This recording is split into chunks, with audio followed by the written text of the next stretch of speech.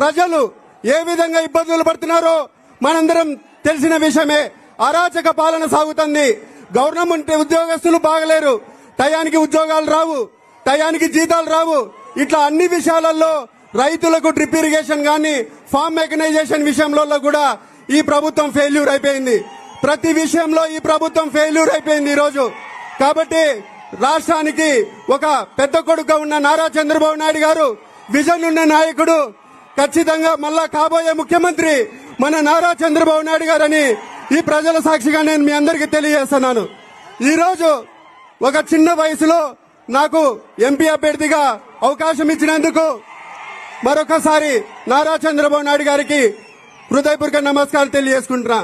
ఈరోజు ప్రజలను చూస్తున్నా, ప్రజల్లో ఇబ్బందులు పడుతున్నట్టు ఇవన్నీ కార్యక్రమాలను గమనించి ఈరోజు చంద్రబాబు నాయుడు గారు సూపర్ 6 అనే కార్యక్రమాన్ని కూడా తీసుకొని రావడం జరిగింది.